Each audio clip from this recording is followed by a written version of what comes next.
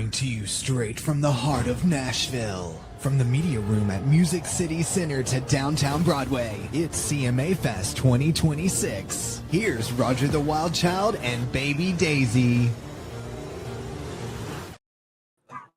And we are back.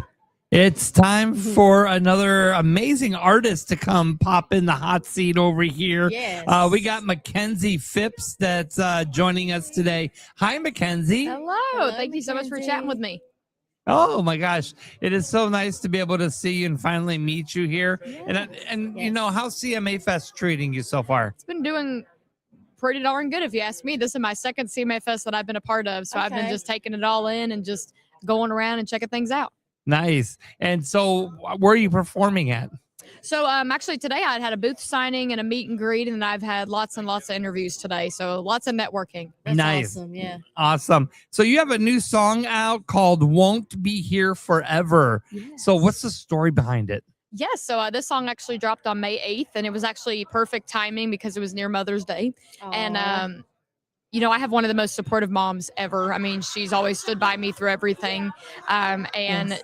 You know, I'm not a mom yet, but I feel like a lot of moms out there just, they say the same phrases and Moms are sayings. so special. And my mom, one of her favorite sayings to me is she's like, Makenzie, I'm not going to be here forever.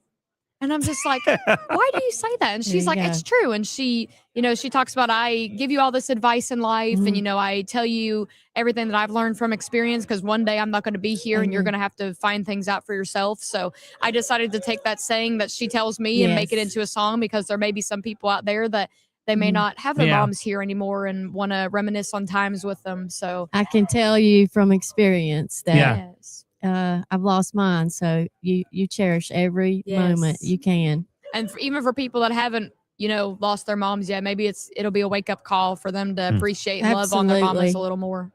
Yeah, it's so crazy too, because that song actually received that was premieres on Coffee, Country and Cody and American Country Network.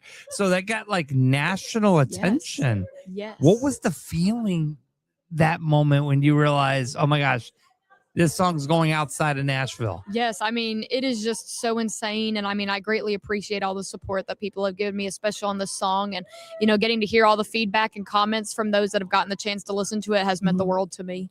Yeah. So you appeared on The Voice. Yes. Yes. What season was it? I was on season 28. So nice. Yes.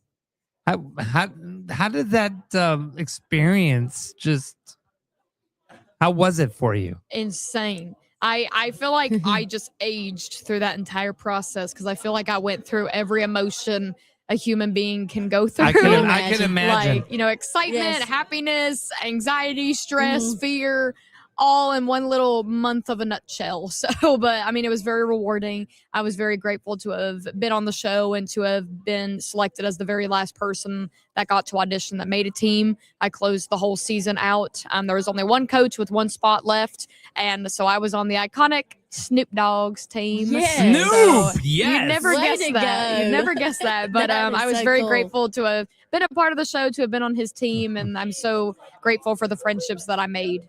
And how did you enjoy working with Snoop? Oh, he's so much fun. I mean, getting to work with him and, you know, him just even knowing you. I mean, like, Snoop Dogg knows who you are. Like, Right? That's amazing. not a lot of people get to say that. And I mean, he's so kind and he's very generous. And I mean, even my time off of the show, I mean, him and his team were still very involved. I mean, when I got eliminated off of the show, he actually decided to bring all of the contestants from his team that had been eliminated and flew them back out to California to perform for the halftime show at the Steelers-Chargers football game that he was commentating at. So, I mean, he's just priceless. a very, very kind man. He just seems like he's down to his roots. Like he remembers where he came from. Yes. He used to talk about all the time that, you know, back in his day, they didn't have TV shows like this. Like, you know, making it in the industry was a completely different thing. And he had mentioned, you know, having the opportunity to be on one of these shows to, you know, give you some exposure and, you know, having you work with other people and having you learn different things about the industry. He was like, you know, that's the reward in itself. So he talked very highly about his time being on the show.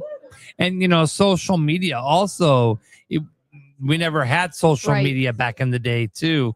So it was like Rolling Stone magazine. You open that up and here's an Yes. article of this person. Exactly. You know, and we were talking to another guest earlier, and it's just like social media is now artists control their own social Right. media and they control their own music.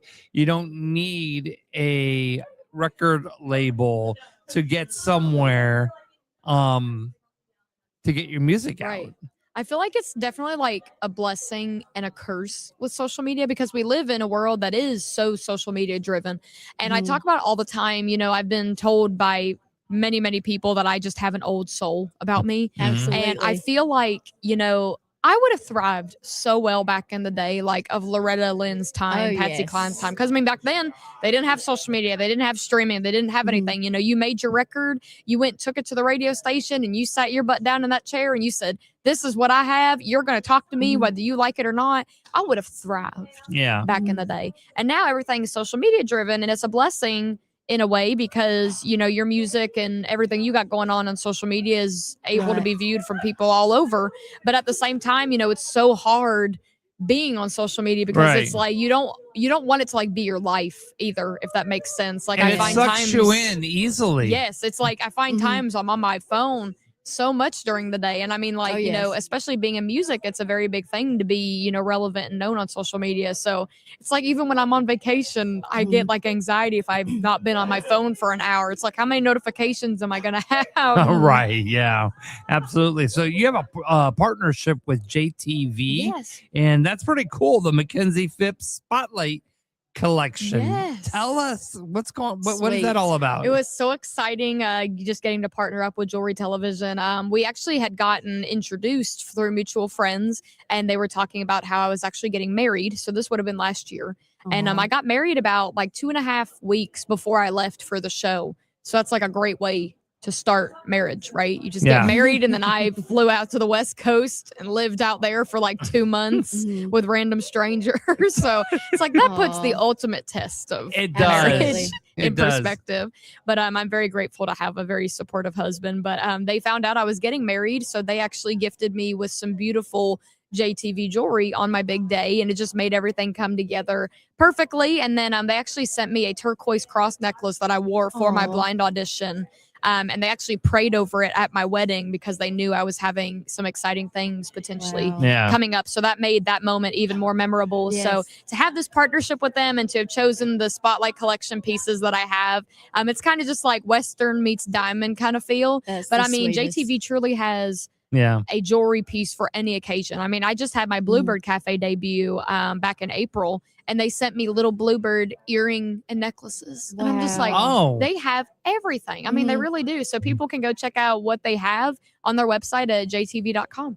All right. Awesome. Tell us about the legends that you have performed with in the past. Oh my gosh, you know, it's been just so incredible getting to meet a lot of different artists. But one performance that I just had that I was so excited about was I was given the honor to perform with Linda Davis herself. Yes. We performed Does He Love You, her iconic duet that she had done with Reba. We had done that song at this year's Country for a Cause event.